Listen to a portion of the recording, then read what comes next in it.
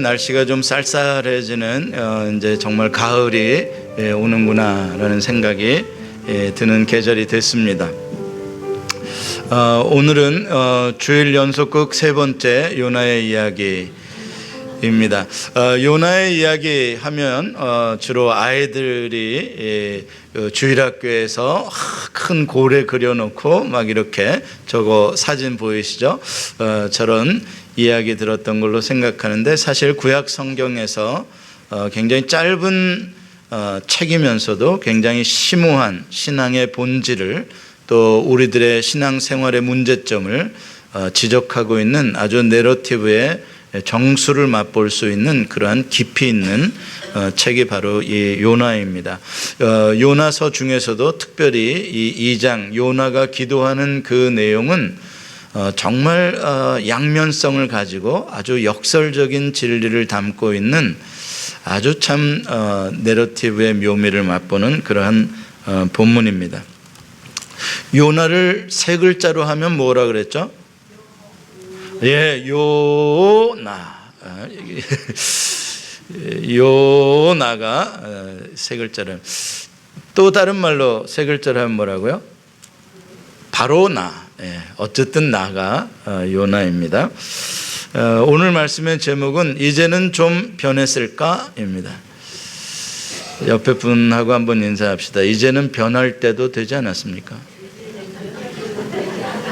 언제까지 나한테 밥상 받아 잡수실 것입니까? 이젠 좀 변할 때도 되지 않았습니까? 이제 언제까지 나한테 큰 소리 치며 사시겠습니까? 이젠 좀 변할 때 좀 되지 않았습니까? 생명의 특징은 변화에 있습니다. 바위나 돌과 같은 무생물들은 변하지 않습니다. 마찬가지입니다. 살아있는 신앙도 변화합니다. 그러나 죽은 신앙은 변하지 않습니다. 사람도 생명이 있을 동안에는 끊임없이 변합니다. 작년에 봤던 사람 올해 또 다르고 내년에 또 달라질 것입니다.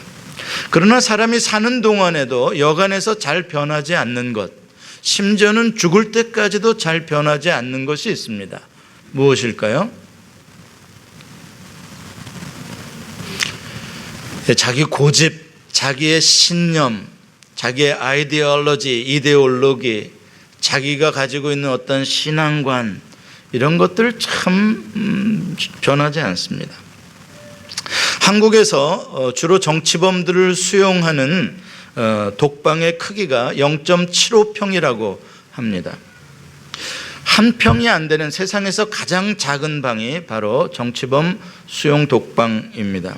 만약에 여러분들이 그 0.75평 방의 철창에 갇혀서 살아야 한다면 얼마 동안 버텨낼 수 있으시겠습니까? 한 달이요? 1년이요? 10년이요?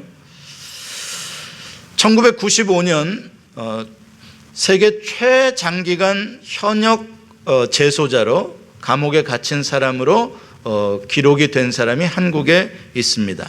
그때의 기록이 45년입니다.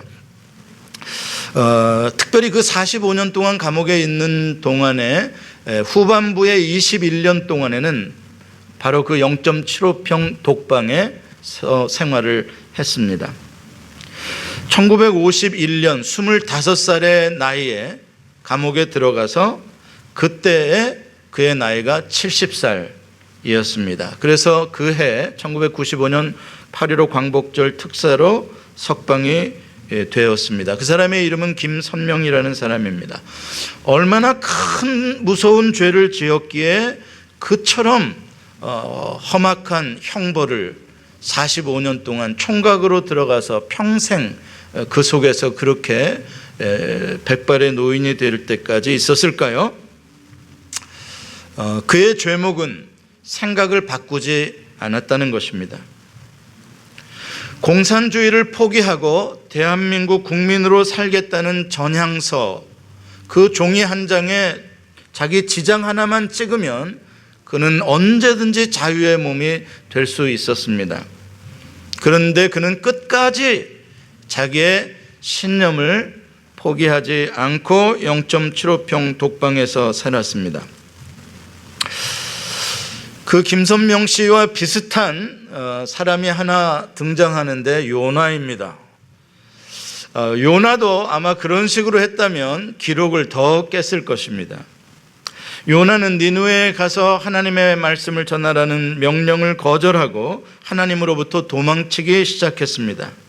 하나님에게 나 거절하겠습니다, 못하겠습니다 이런 방구도 하지 않았습니다. 하나님과 뭐 좀 이 건에 대해서 좀 좋다느니 싫다느니 뭐 좀 어떻게 해달라느니 하나님과 한마디의 대화도 하지 않았습니다. 요나는 발부터 움직였습니다.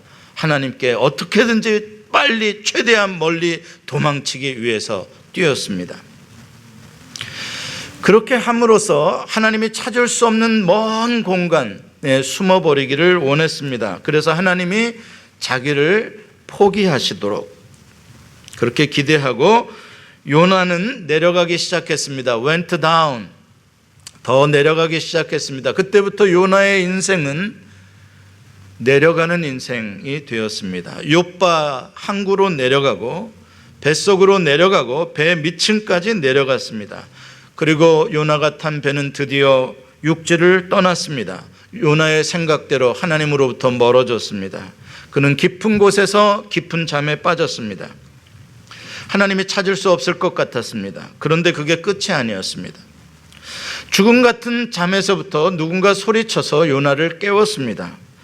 요나가 눈을 떠보니 무시무시한 폭풍이 몰아치고 있었습니다. 요나는 그 폭풍이 바로 자기의 죄를 향한 하나님의 진노의 심판이라는 사실을 직감했습니다. 그렇습니다.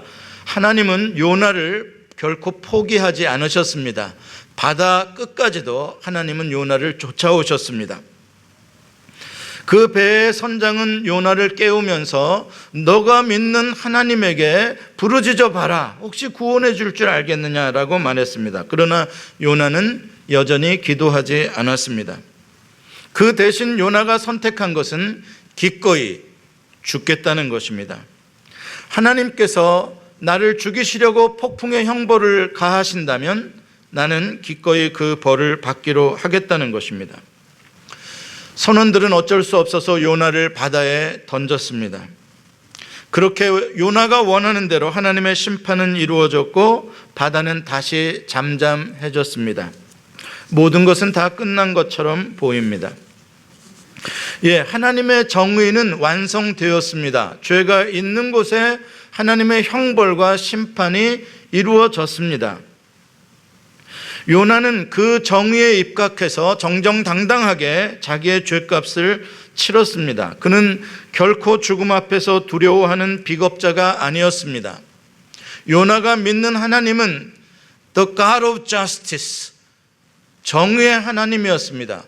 요나는 정의의 하나님을 믿었고 그 정의의 하나님의 심판을 받으며 끝까지 그 믿음 가운데서 죽은 것입니다. 그런데 요나서를 읽으면서 여기까지 오면서 궁금한 것이 하나 있습니다. 왜 요나는 하나님께 그 듣기 싫은 명령을 받은 그 순간부터 바다에 던져지는 그 순간까지 하나님과 대화를 하려고 하지 않았을까? 요나가 진짜 싫어하고 진짜 두려웠던 것은 무엇일까? 니느웨 사람들이 구원 얻는 게 그렇게 싫었을까? 그렇게 두려웠을까? 또 다른 데에 요나의 두려움이 있었던 것은 아닐까? 그렇다면 그것은 무엇일까? 그것이 바로 요나서의 아주 중요한 감춰져 있는 사실입니다. 그것은 바로 change, transformation, 변화입니다. 요나는 여호와의 낯을 피해서 도망쳤다라고 말합니다. 여호와를 대면하고 여호와와 대화하게 될 때 자기의 생각이 바뀌어져야 한다는 것을 요나는 인식하고 있었던 것입니다. 왜냐하면 여호와 하나님은 단순히 정의로만 세상을 다스리시는 하나님이 아니라 여호와 하나님은 은혜와 자비와 인애가 크신 하나님이라는 사실을 비록 머릿속이지만 요나는 알고 있었습니다. 그러나 요나는 악한 세력에 대해서 정의의 심판을 내리시는 하나님을 끝까지 붙잡고 싶었습니다. 쉽게 말해서 내가 믿고 싶은 부분의 하나님만 붙잡고 싶은 것입니다. 그 부분만 계속 믿고 싶은 것입니다. 하나님이 이렇게 넓은 분이라면 그 모든 하나님의 넓은 세계를 알려고 하기보다는 내가 아는 그 부분이 사실이라고 그것만 매달리고 싶은 것입니다. 자기의 마음에 동의가 되는 부분입니다. 그는 미전양 장귀수처럼 미전양 확실범으로서 이제 바다에 수장되는 벌을 자원에서 받았습니다. 그는 이제 바다의 밑바닥으로 빠져들어가고 있습니다. 더 내려갑니다. 더 깊이 내려갑니다. 오늘 요나의 시를 읽어보면 자기는 산의 뿌리 밑에까지 내려가고 있다고 말합니다. 스올의 구덩이까지 내려가고 있다고 말합니다. 여러분 벌써 구덩이에 내려가신 분이 계세요? 너무 빨리 내려가세요. 눈을 뜨세요. 어떻게 5분도 안 지났는데 벌써 스올까지 가시면 안 됩니다. 요나도 한참 걸렸어요. 거기까지 가는데. 근데 지금 점점 하나님으로부터 went down 해서 완전히 deep sea, 완전히 깊은 곳까지, 그 바다의 그 밑땅도 더 파고 산의 뿌리까지, 스올의 그 지옥의 무덤의 구덩이까지 내려갔습니다. 얼마나 내려갔는지 땅이 빗장을 질러서 더 이상 나올 수 없는 세계까지 내려갔다라고 표현을 하고 있습니다. 분명 요나는 지금 죽음을 경험하고 있습니다. 그러나 오늘 본문에 보면 그는 아직 죽지 않았습니다. 여호와께서 큰 물고기를 예비해 놓으셨고 요나를 삼키게 하셨습니다. 1장 17절, 오늘 이야기가 시작되는 첫 부분입니다.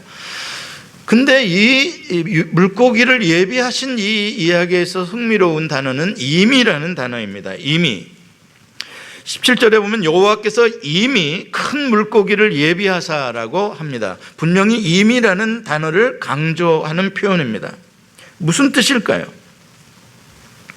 여호와께서는 요나가 상상하는 그 이상을 이미 알고 계셨고 계획하고 계신 것입니다. 할렐루야. 여러분, 하나님이 내가 생각하는 부분까지만 일하시는 하나님이면 믿을 필요 없습니다. 하나님은 내가 아는, 내가 상상하는 세계 그 너머의 세계를 이미 아시는 하나님이시오. 내가 어찌 될 줄 아시고 이미 준비해 놓으시는 하나님이십니다. 그 하나님을 우리는 여호와 이레의 하나님이라고 말씀하십니다. 하나님은 크신 분이십니다. 그 절망의 죽음의 타이밍을 절대 놓치지 아니하시고 실수하지 아니하시고 큰 물고기를 예비해 놓으셨습니다. 어느 누구도 상상할 수 없는 방식입니다. 하나님이 그렇게 홍해도 가르셨습니다. 하나님의 세계와 하나님의 생각은 요나의 신앙 세계와는 차원이 다르게 크신 세계입니다. 나는 끝이라고 생각했어도 하나님이 끝내시지 않으면 아직 안 끝난 겁니다.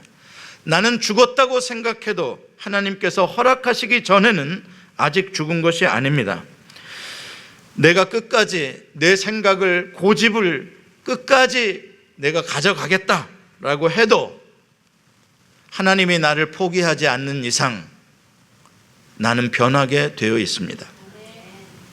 요나는 3일 밤낮을 물고기 뱃속에 있었습니다. 정말 내려가다 못해 끝장까지, 막장까지 내려갔습니다. 물고기 뱃속이라니요. 정말 그곳은 아무도 상상할 수 없는 장소입니다. 아무도 찾을 수 없는 장소입니다. 제대로 숨었습니다. 모든 것으로부터 정말 단절되었습니다. 철저히 혼자인 세계입니다. 정말 요나 마음대로 있을 수 있습니다. 0.75평의 독방은 물고기 뱃속에 비하면 호텔입니다. 그곳에서 3일이라는 시간, 그 시간은 요나가 죽기에 충분한 시간입니다. 지금도 그렇지만 고대 이스라엘인들은 3일이면 완전히 영혼이 떠난다라고 생각합니다. 그래서 3일 후에 장례를 치르는 것이죠. 만약에 지금처럼 요나가 죽지 않고 3일 밤낮을 그 물고기 뱃속에서 하나님을 생각하고 기도했다면 그 3일 밤낮이라는 시간은 요나를 변화시키기에도 충분한 시간입니다. 3일 밤낮이라고 표현하는 이 표현은 결코 짧은 시간이 아니라는 그러한 문학적인 표현입니다. 요나는 끝까지 하나님을 도망치고 있었고 하나님은 끝까지 요나를 쫓아오고 계셨습니다. 요나의 목적은 끝까지 변화하지 않겠다는 것이고 하나님의 생각은 이 요나를 바다에 처박아서라도 물고기 뱃속에 집어넣어서라도 바꾸어내고 마시겠다는 것입니다. 자, 이 요나와 하나님의 대결에서 누가 이길 것 같습니까? 요나가 이길 것 같아요? 예, 하나님이 이기셨습니다. 오늘 본문 2장 1절에 보면 드디어 finally 요나가 물고기 뱃속에서 하나님께 기도하기 시작합니다. 그렇게 기도 안 하려고, 대화 안 하려고 그러더니 이제 기도하기 시작합니다. 2절부터 9절까지 그 기도의 내용을 읽어보면 참 은혜가 됩니다. 감사와 찬양으로 충만합니다. 야, 인간 됐나 보다. 물고기 뱃속에 들어가서 뭐가 좋다고 저렇게 감사하고 저렇게 찬양하고 앞으로도 주님께 서원을 갚겠다고 하면서, 야, 대단합니다. 자기의 기도에 응답해 주신 하나님께 감사를 드립니다. 자기가 바다 밑 물고기 뱃속에서 기도했는데도 어떻게 예루살렘 성전에 계시는 하나님이 시간과 공간을 초월해서 나의 이 부르짖음을 들으시는지 그 위대하신 초월적인 하나님을 찬양하고 있습니다. 또한 스올 산의 뿌리의 그 깊은 곳에서도 구원을 베푸실 수 있는 하나님의 능력을 찬양하고 있습니다. 요나는 물고기 뱃속에 들어가서 비로소 정의의 세계가 아닌 은혜의 세계를 체험하고 있습니다. 정의의 세계 속에서 요나는 죽을 수밖에 없었습니다. 그러나 물고기 뱃속은 요나에게 베풀어 주신 하나님의 은혜의 세계였습니다. 그 속에서 요나는 마음껏 감사하며 찬양하고 있습니다. 9절에 보면 지금 내가 비록 몸은 물고기 뱃속에 있지만 하나님, 내가 정말 이제 여기서 나가면 하나님의 은혜에 보답하는, 꼭 하나님의 은혜를 갚는 그러한 삶을 살겠다고 서원을 하고 있습니다. 여러분, 이 요나의 마음이 진실일까요? 거짓일까요? 내 마음 아니니까 상관없을까요? 진실일 겁니다. 100%. 왜냐하면 요나는 겉다르고 속다른 그러한 사람은 아닙니다. 좀 완강한 고집스러운 그런 모습은 있지만 뭔가 하나만큼은 그냥 정직하게 붙잡는 그런 성격의 사람입니다. 요나는 사실 하나님을 안 섬기려고 하나님을 떠난 것은 아닙니다. 하나님은 여전히 섬기되 내가 원하는 일은 안 하게 해주십시오 라는 것이죠. 풍랑을 만났을 때 이방인들에게, 선원들에게도 분명히 자기 신앙 고백을 했습니다. 내가 믿는 여호와는 하늘의 하나님이시다. 하늘과 육지를 지으신 하나님이시다. 나는 그 여호와를 경외하노라. 요나는 말했습니다. 그리고 그 하나님의 벌을 달게 받았던 사람입니다. 더군다나 물고기 뱃속에 들어가서 올리는 기도니 얼마나 간절하고 진실된 기도였겠습니까? 자, 그럼 이제 요나가 드디어 좀 변했을까요? 그렇게 놀라운 은혜를 체험했으니까 이번에 정말 이거는 동화책에서나 상상 속에서나 나올 수 있는 그러한 놀라운 체험을 경험을 했으니까 특별한 교훈을 뭔가 얻지 않았겠습니까? 아, 이제는 니느웨 백성도 하나님의 은혜 받고 구원받을 만하다, 이렇게 좀 생각을 하게 되지 않았겠습니까? 그래서 이제 물고기 뱃속에서 나온 뒤에 3장 3절에 보면 요나가 일어나서 드디어 니느웨 성을 가고 있지 않습니까?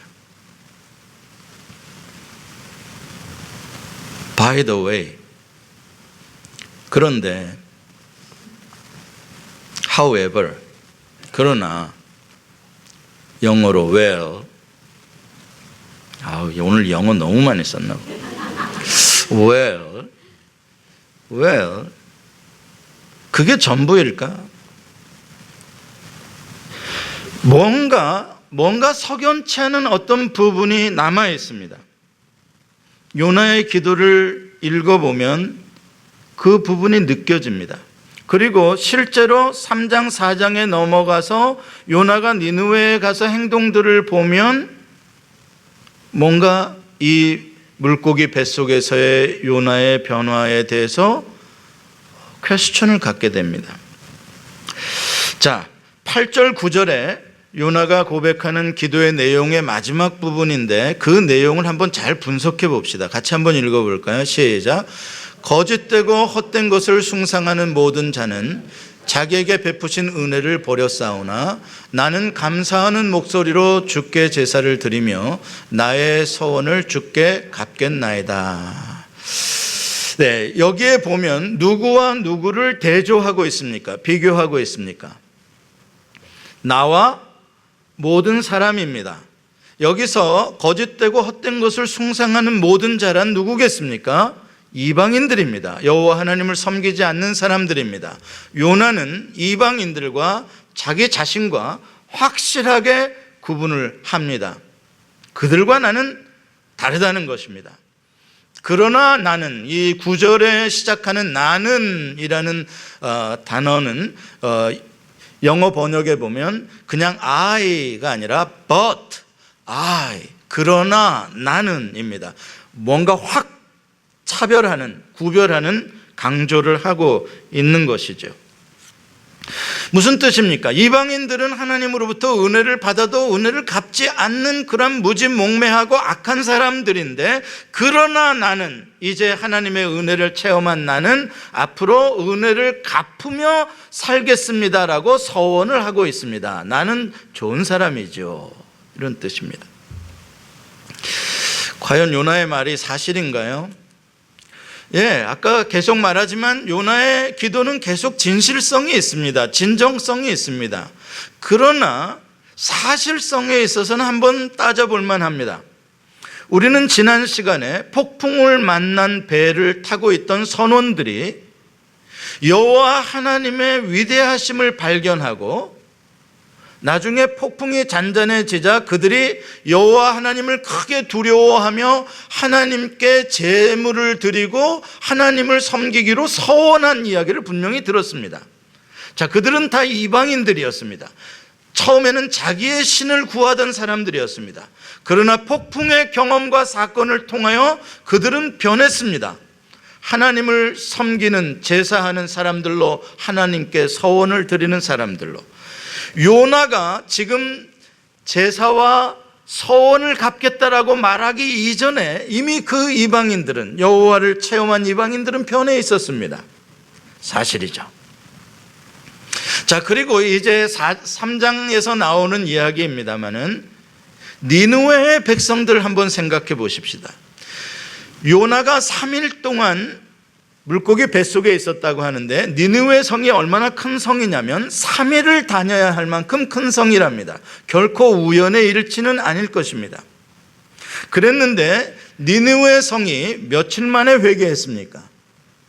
요나가 하루 하나님의 말씀을 전할 때 그 말씀을 듣고 3일이나 가야 될 그 큰 성이, 그 악한 백성들이 변했습니다. 모든 민족이 다 그렇게 변하지 않는 것은 아닙니다. 요나의 생각처럼 요나만 변했다고, 요나만 은혜 갚았다고 말할 수 없습니다. 자, 그렇고 보니까 요나의 기도에 어떤 특이한 점을 발견하게 됩니다. 이 특이한 점은 자세히 읽어보지 않으면 그냥 건너뛰기 쉽습니다. 이 시에서 유난히 특이한 점은 바로 뭐냐면 1인칭 단수 대명사가 계속 반복적으로 나오고 있다는 것입니다. 2절부터 9절까지 8절밖에 안 되는 짧은 기도 내용 속에 1인칭 단수 대명사, 무슨 말입니까? 내가, 나의, 나를, 나는, 이러한 단어가 무려 24번이나 나옵니다. 한 절에 평균 3번 나옵니다. 제가 아까 성경을 봉독할 때도 그 부분을 약간 강조해서 읽었습니다. 그리고 9절에는 나를 좀 더 특별하게 보이기 위해서 but I를 강조하고 있습니다. 그리고 또 특이한 건 여호와, 주께 라는 단어가 15번이나 계속 반복되고 있습니다. 오직 여호와 하나님만을 나의 주님으로 바라보겠다는 진실된 표현인 것 맞습니다. 그러한 감사의 신앙 고백을 하고 있는 것, 그것을 나쁘다고 누가 말할 수 있겠습니까? 좋은 것이죠. 사실 우리가 그러한 모습을 배워야 합니다. 스올의 뱃속에 내려가서도 하나님을 생각하고 하나님의 언약의 성전을 생각하고 하나님을 향하여 기도하는 모습, 그건 정말 우리 모두가 본받아야 할 모습입니다. 그런데 질문은 여전히 남아 있습니다. 왜 요나는 24번씩이나 나라는 사람을 강조하고 있을까? 이것이 바로 히브리 문학의 내러티브 속에 감추어져 있는 그런 암시적인 의미입니다. 물고기의 뱃속, 어떤 큰 물고기가 실제로 물리적으로 요나를 삼킬 수 있습니다. 그리고 그렇다고 믿습니다. 그러나 물고기의 뱃속 또한 문학적으로 보면 어떤 의미를 함축하고 있습니다. 물고기의 뱃속이라는 것은 지금 요나가 살아가고 있는 요나의 생각과 요나의 신앙 세계를 말해주고 있는 것입니다. 얼마나 답답하고 얼마나 깜깜하고 얼마나 비좁은 것인가. 요나의 진짜 문제는 물고기 뱃속에 갇혀 있는 것이 아니라 자기의 생각에 갇혀 있는 것입니다. 이 self-centered world, 내 중심적인 세계, self-centered faith, 내가 중심이 돼서 내가 판단하는 나의 신앙의 세계, 그게 바로 요나의 문제입니다. 요나의 기도에는 오직 나와 여호와와의 관계만 있습니다. 여러분, 신앙은 나와 여호와만의 관계가 아닙니다. 나와 여호와와 그리고 나와 이웃의 관계입니다. I가 아니라 we가 되어야 하고 you가 되어야 하고 they가 되어야 하고 더 많은 사람들이 더 참여되어야 하는 것이 신앙입니다.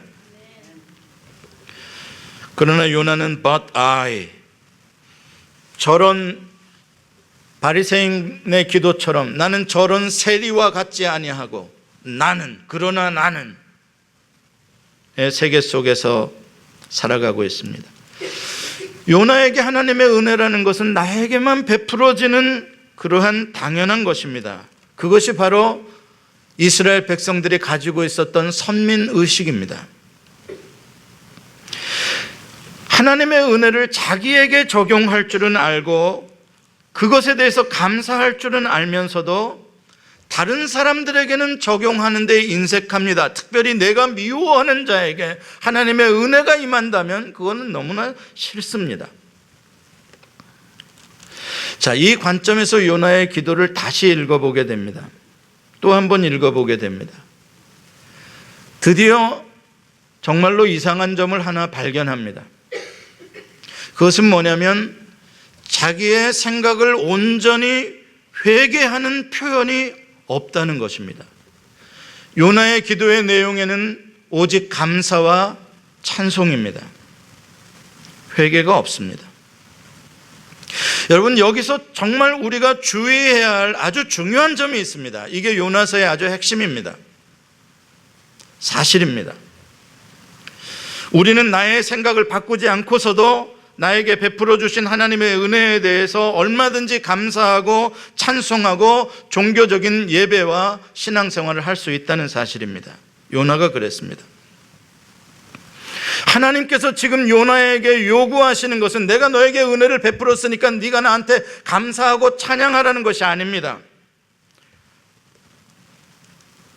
하나님께서 요나에게 요구하시는 것은 너 은혜 받았니? 그렇게 감격하니? 그렇다면 네가 받은 나의 은혜를 다른 사람에게도 적용하라는 것입니다.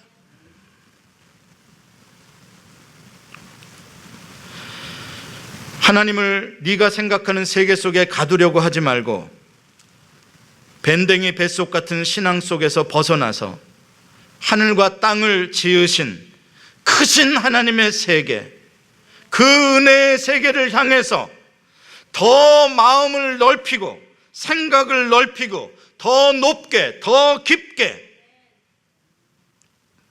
성장해 나가라는 것입니다. 변화되어라는 것입니다.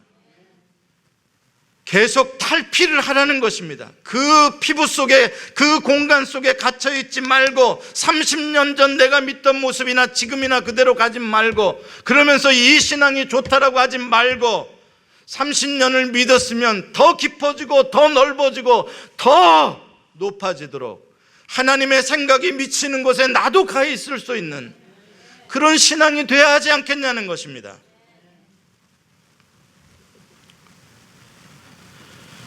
하나님께서 요나에게 원하신 것은 감사하는 것도 좋지만 그 전에 나는 네가 회개했으면 좋겠다.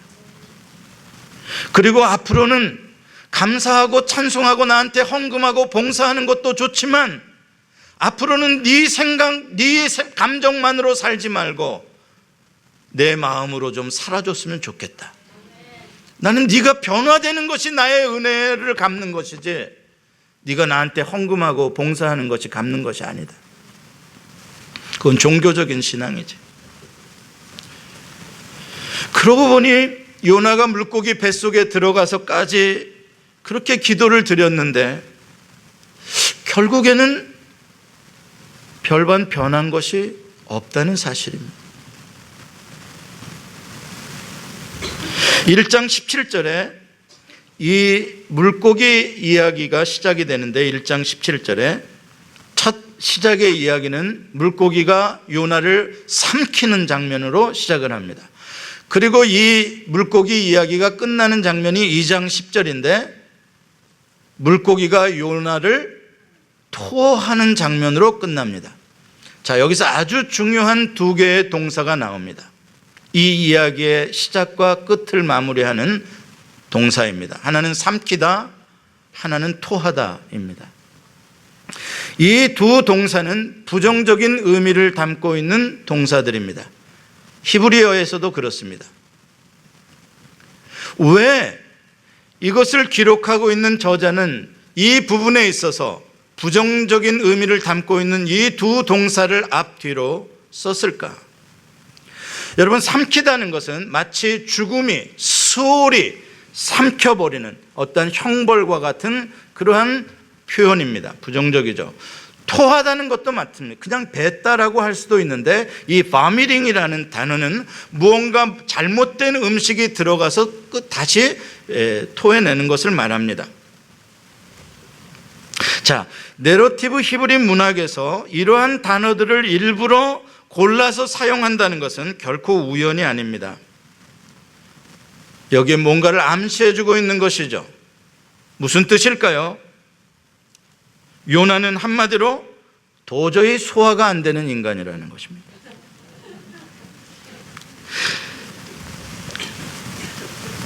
들어간 대로 다시 토해지는 인간이에요. 큰 물고기라고 한다면요, 웬만한 물고기 잡아먹어도요 다 뼈까지 녹여서 소화시킬 것입니다.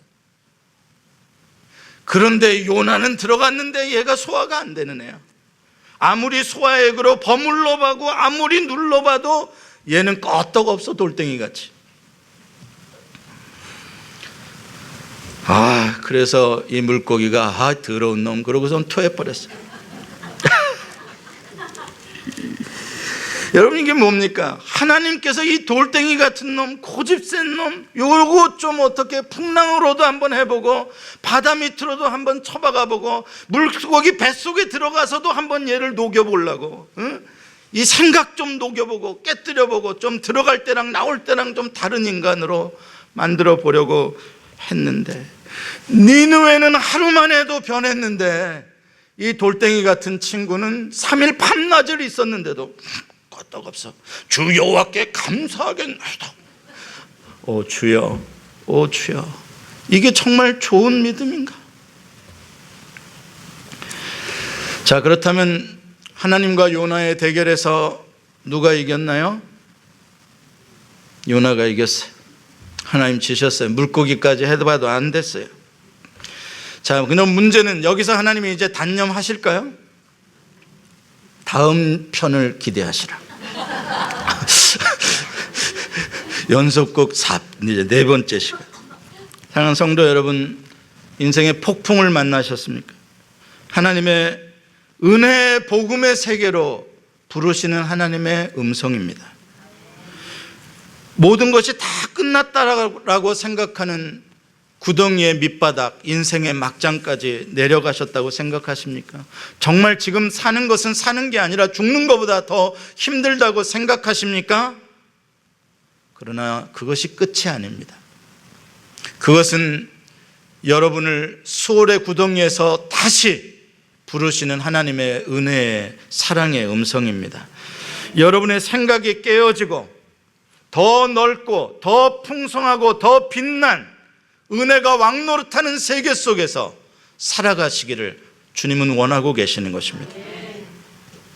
우리가 아무리 기도를 많이 하고 진정으로 하나님을 섬긴다고 해도 정작 우리의 마음이 깨어지지 아니하고 회개가 일어나지 아니하고 우리의 마음이 하나님을 닮지 않는다면, 나에게 예수 그리스도의 십자가의 은혜가 부어진 것에 대해서 감사는 할 줄 알면서도 내가 그 십자가의 은혜를 다른 사람에게 적용하려고는 하지 않는다면, 우리는 0.75평 독방보다 더 어둡고 좁은 세계에 갇혀서 끝까지 내 생각을 전향하지 않는 니느웨보다도 더 악한 죄인으로 스스로 남아있고자 하는 것일 뿐입니다. 은혜의 하나님은 지금도 우리를 포기하지 않으십니다. 포기하셨더라면 저도 포기했을 것이고 여러분도 아마 이미 주님이 포기하셨을 것입니다. 우리도 모르긴 해도 물고기 뱃속 한두 번 다 들어갔다 나온 사람들입니다. 그때는 은혜 받은 것 같고 하나님 만난 것 같고 변할 것 같은데 나와보면 똑같은 사람, 여전히 내 생각, 내 고집, 내 방식의 신앙을 이것이 전부라고 말하는, 하나님은 우리의 생각을 변화시키시기를 원하십니다. 이 변화되어지는 것, 이게 바로 생명 있는 믿음입니다. 믿음의 세계는, 정말 살아있는 믿음의 세계는 탈피하는 것입니다. 작년의 모습에서 탈피하는 것입니다. 그 탈피가 한번 이루어지는 것이 회개입니다. 우리는 회개할 때마다 주님을 더 닮아가는 것입니다. 나의 생각을 깨뜨리는 것이 회개입니다. 한번 깨뜨리는 것으로 끝나지 않습니다. 또 깨뜨리고 내년에 또 깨뜨리고 하나님이 보여주시는 더 넓은 세계를 향해서 우리는 계속 회개하며 깨어지며 나가야 하는 것입니다. 그것이 우리를 향한 하나님의 뜻입니다. 왜냐하면 하나님의 나라는 비좁은 물고기 뱃속에서 찬송하는 세계가 아니라 하나님의 나라는 온 우주 천지 광명 아래 은혜가 왕노릇하는 아래에서 사는 나라이기 때문에 그렇습니다. 기도하겠습니다. 하나님, 물고기 뱃속 같은 신앙입니다. 그 가운데서도 신앙생활 잘한다고, 하나님이 내 기도 응답하신다고 자랑하며, 나는 저 사람보다 더 신실하다고 자랑하며, 나를 변화시킬 줄 모르는, 그러면서도 하나님의 은혜는 안다고, 하나님께 봉사하겠다고, 주님 우리의 어리석음을 용서해 주시옵소서.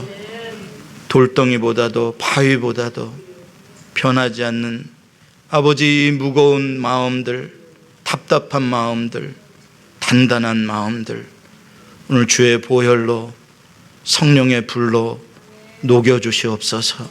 7.5평의 독방에서 나오게 하시고, 이제 그 독방이 아니라 많은 사람들과 함께 손잡고 이 광명 천지에서 하나님을 찬양할 수 있게 해 주옵소서. 예수님의 이름으로 기도합니다. 아멘.